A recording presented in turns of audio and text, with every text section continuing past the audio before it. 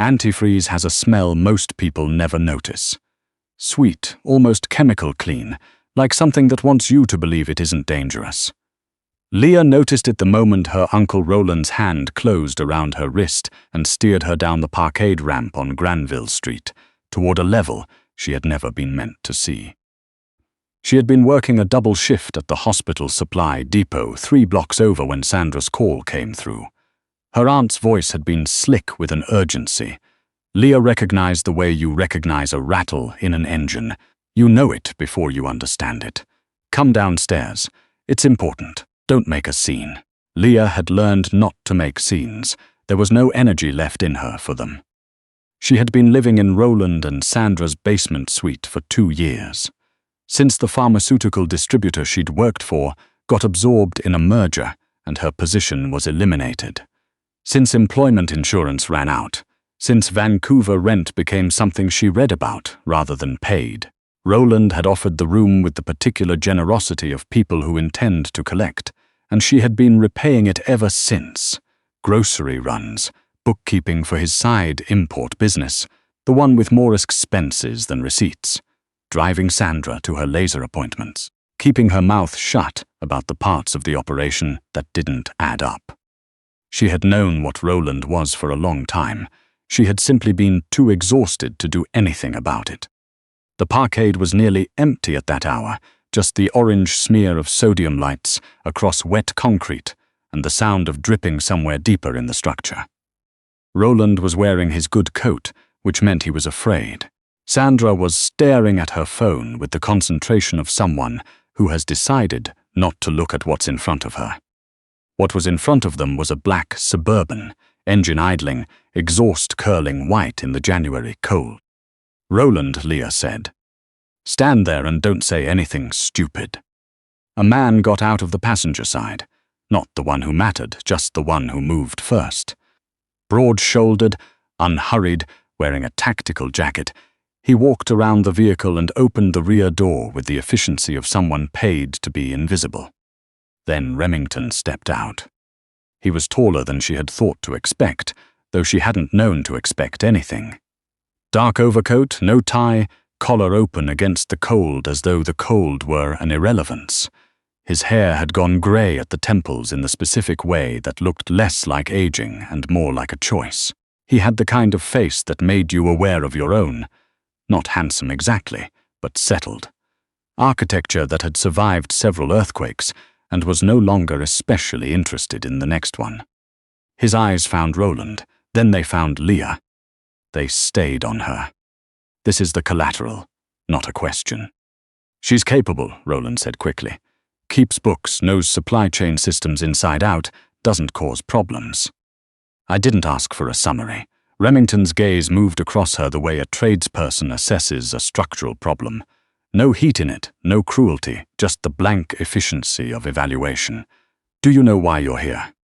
"Because my uncle has a gambling problem and no capacity for shame," Leah said. Beside her, Roland made a sound in his throat. Remington's expression did not change. The man in the tactical jacket produced an envelope and placed it on the Suburban's hood without ceremony. 40,000, wired confirmation by morning. The remaining balance is absorbed. He looked at Roland. "Don't come within a city block of our operations again." Roland took the envelope. He did not look at Leah. Sandra had already started walking toward the elevator, her boots sharp against the concrete floor. That was the part Leah would carry longest. Not the cold, not the fear, but the specific sound of Sandra's footsteps moving away. No backward glance, no hesitation. As though Leah were a piece of equipment they'd finally managed to return. Remington nodded toward the Suburban. "Get in." Leah looked at the ramp behind her. She looked at her own hands, read from the cold $11 in her account, a phone plan 2 weeks past due. She got in. The interior was warm, abruptly, enveloping warm. She pulled her coat around herself and pressed into the far corner. Remington got in beside her. The door closed and cut off the parking structure entirely. They pulled into the night. He didn't speak for several minutes. "You're dripping melted snow on the leather," he said finally. "Bill, my uncle." A brief pause. Something in the cabin's atmosphere shifted slightly. Not amusement exactly, but an acknowledgement of it. There's a blanket in the compartment under the seat. She found it, heavy, dark grey, neatly folded, and wrapped it around her shoulders. The vehicle smelled of cedar and machine oil and someone's old cigarette. She watched the city slide past the window, the bridge lights, the flat black of the inlet, the mountains invisible behind the cloud. "Your uncle tells me you have a background in pharmaceutical supply chain management," Remington said. "I tracked inventory discrepancies for a regional hospital network for 4 years. Before that, licensed pharmacy technician. Then the merger. Then the accounts receivable for a private clinic that turned out to be billing for services that weren't rendered." She kept her voice flat. She had a lot of practice flattening it. Then Roland's basement. She heard him exhale, not quite a laugh. "You have a gift for ending up adjacent to fraud." "I have a gift for noticing fraud. Different thing." He glanced at her then. For the first time, something shifted in his settled expression. Not warmth. Nothing that simple, but a specific sharpened attention. As though she had moved from one category into another, and he was adjusting his filing accordingly. "3rd floor," he said. "Stay off the 4th. Breakfast at 7. Don't go near the loading dock without telling someone first." A pause. "I don't run a brothel. I run a logistics operation. You'll be treated like staff." "And what is staff exactly in your operation?" "Useful." He looked back out the window. "Whether you are depends entirely on what you do with the next few weeks." The building was a converted cold storage facility on the east side. 5 stories of industrial concrete, rebuilt from the inside into something that was functional and severe in equal measure. Upper floor windows, floor to ceiling. Exposed ductwork painted matte black. No decoration anywhere, only the necessities. Good mattresses, hot water, rooms with locks that actually held. Leah stood in the shower until January was fully out of her bones. Then she sat on the edge of the bed in the dark and waited for the panic to find her. It didn't come. There was only a vast and absolute quiet. She had left a life that had been grinding her down like salt in a wound. She had been replaced by an envelope. And in this converted cold storage building, belonging to a man whose first name she didn't yet know. Only Remington, the surname, which his people said with the particular careful deference of people who don't presume to use the other one, she felt something she hadn't felt in 2 years. The relief was the most frightening part.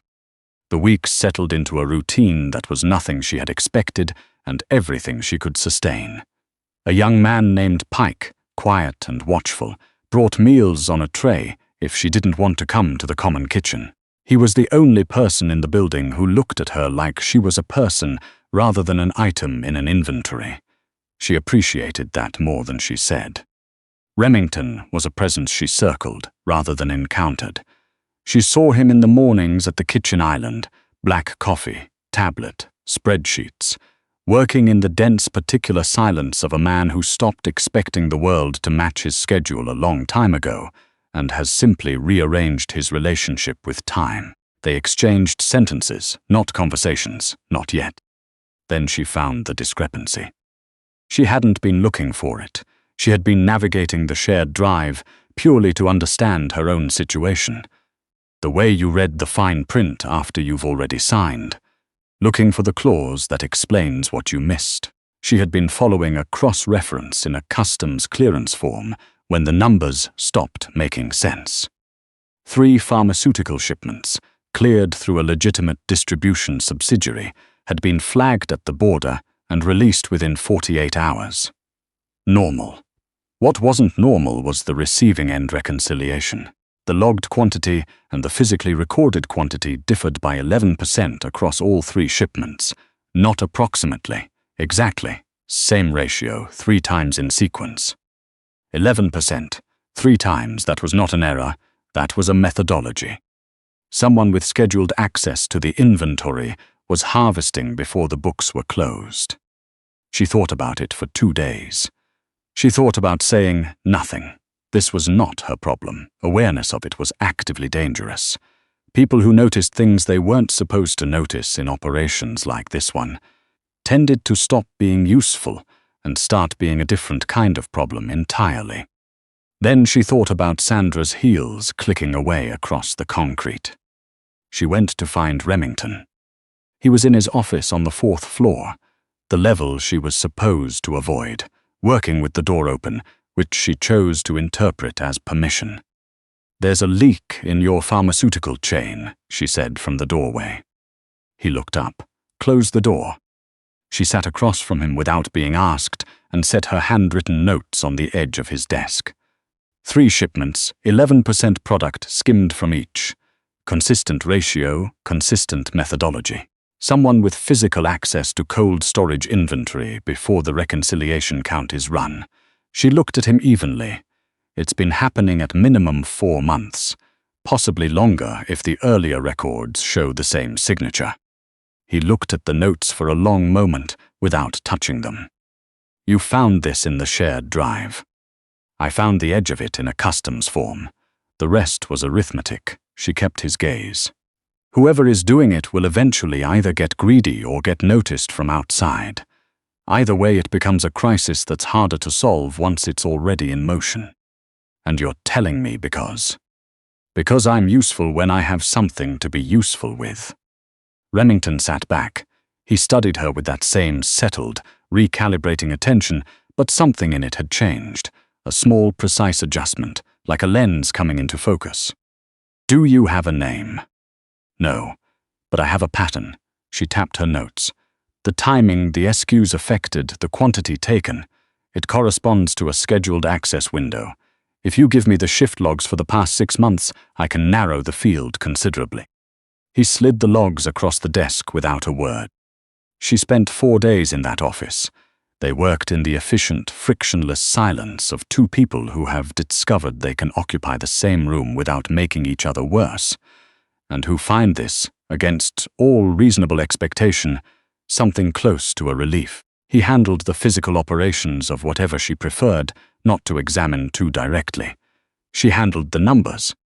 By the end of the 4th day, she had a name, a warehouse supervisor with 7 years of tenure, a recent connection to a competing operation up the coast, and a secondary account registered to a numbered company in Kelowna that she had found by following a transfer pattern so methodical it was almost respectful.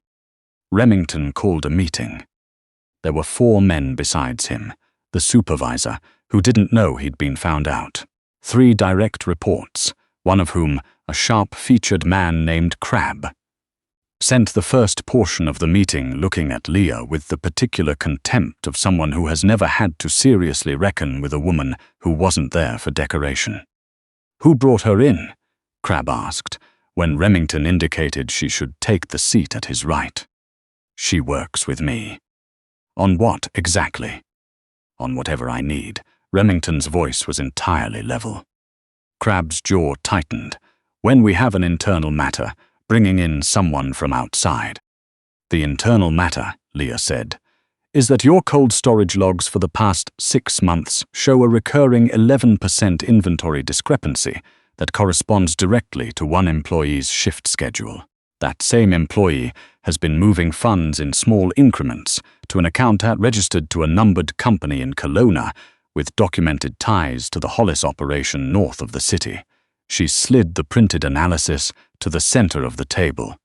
"I'm happy to walk anyone through the methodology." The room went quiet. Crab stared at the page. "She's right," said one of the others. "I know that Kelowna account. That's Hollis money." The supervisor had gone pale. He started to speak. Remington silenced him with a look so mild it was worse than any gesture. Whatever happened after that, Leah did not witness. Pike escorted the supervisor out. The meeting dissolved. Crab left without looking at her. Remington set a glass of water in front of her. "You handled that cleanly," he said. "I read numbers, that's all." "You read them in front of an audience. Different skill." He looked at her. "Not everyone can do both." She picked up the water and said nothing. Outside, the city was going dark under a low February sky. Vancouver's particular grey, the kind that felt less like weather and more like a permanent condition. She felt the specific satisfaction of a closed problem, finite, bounded, resolved. She was beginning to understand that this was also dangerous. That satisfaction was a door, and she could see, on the other side of it, something she wasn't ready to name. 3 weeks later, the building's perimeter was breached at 3 in the morning. Leah wasn't asleep. Too many years of listening for the wrong sounds in the wrong hour had broken whatever mechanism produces easy sleep. She was sitting on the floor with her back against the bed, reviewing a routing manifest on her laptop, when the corridor lighting changed, a subtle shift in the building's electrical load, a draw she felt before she heard. She had spent enough time around server infrastructure to know what it meant when something large took power suddenly.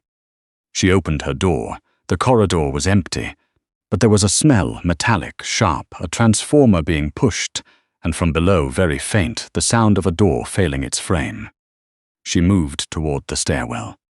She nearly collided with Pike on the second-floor landing. His eyes were wide and rapid-moving, the look of someone whose plan has already departed from the plan. "Upstairs," he said. "What's happening?" Hollis. 4 people, in through the loading dock. He was already moving past her. Remington's containing it, but network security is down. Crab killed the accessed tokens before he ran. Leah stood on the landing. Crab.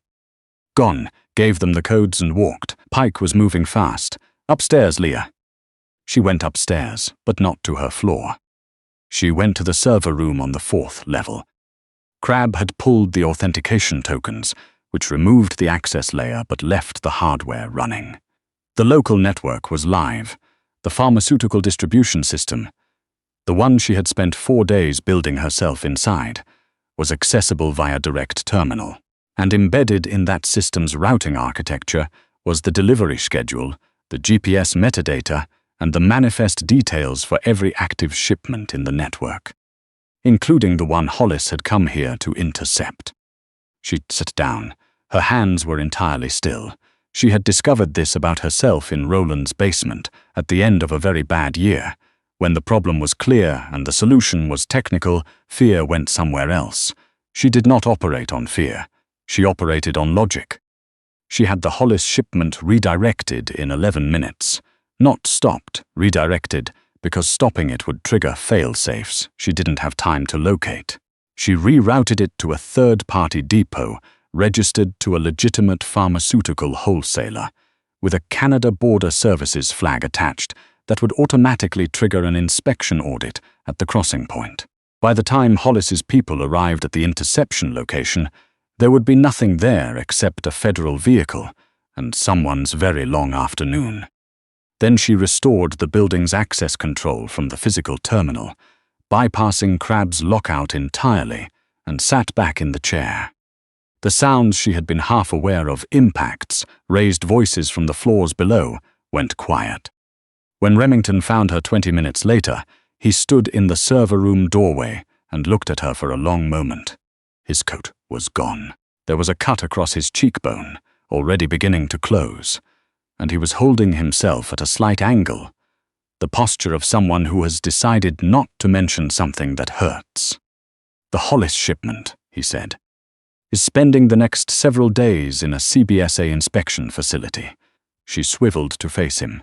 "Your access tokens are restored. Crab's credentials are revoked and the audit trail on everything he touched is preserved and timestamped. You did all of this from this room. The physical terminal bypasses the authentication layer. Crab didn't think it through." She paused. "Most people don't account for someone who knows the system from the inside." Remington was quiet. Then he said, "He didn't account for you." "No." She stood up. Her knees were only slightly unsteady. "Very few people do." She walked past him into the hallway. She heard him follow. They didn't talk about what it meant. Not then. There were practical things first. The aftermath, the reorganization of access architecture, so that no single person could ever again execute what Crab had executed. She spent 2 weeks building a compartmentalized security structure requiring 3-party authentication for any change to the distribution network.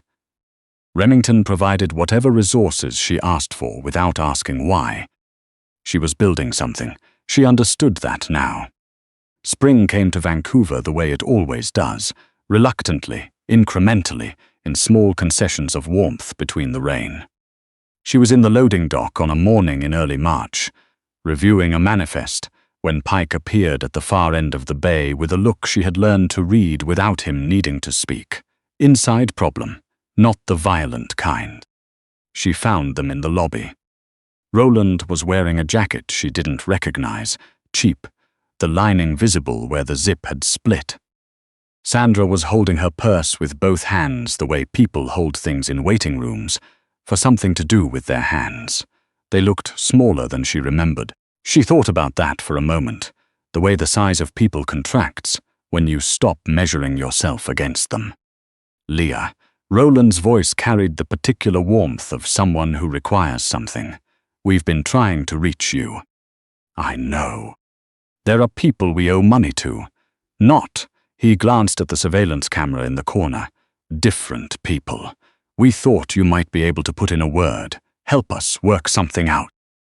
Sandra was looking at the floor. There was something in her face that might have been shame, if the infrastructure for it had been there. You drove me to a parking structure, Leah said. In January, you put me in an envelope. We didn't have a choice. You walked to the elevator without looking back. Her voice was at the same register she used for manifests, even, accurate. You didn't say my name. Roland opened his mouth. He closed it. The people you owe, Leah continued, have been told by you that this building will cover your debt, that you have a connection here. She let that sit for a moment. You don't. Nothing here is yours. I am not yours. Leah, please, they're talking about the shop. I know. She had looked at their accounts 3 weeks ago when she first noticed the name being dropped. She had made her decision then. Walk away from the shop, sign it over, take the furniture, find a rental. She tilted her head. It's not the worst outcome available to you. It's actually the cleanest one. You should take it. Roland stared at her. He looked for the first time she could remember, genuinely old. Not older, but old. The distinction was significant. They left the way they came. She stood in the lobby and listened to the cab pull away from the curb. There was no grief in it. There was the absence of a weight she had been carrying. So long she had stopped being aware of its shape. The particular relief of setting something down that you had forgotten you were holding. Remington came from the direction of the stairwell. He had been in the building the whole time. That was yours to handle, he said. Yes. He stood beside her and looked at the door. You could have asked me to cover the debt. I would have. I know. She had thought about it carefully. She had decided against it for the same reason she decided against everything that would leave her owing a number she hadn't agreed to. That's not the kind of ledger I want with you. A pause. The lobby was very quiet, rain against the high windows, the city doing its ordinary March things outside. What kind do you want? He asked. His voice was level, but there was something in it, a careful quality, the same care he applied to everything he chose not to rush. She looked at him. The grey morning light made everything honest.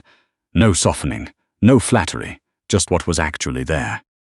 Something closer to equal, she said. It wasn't a declaration. It didn't need to be.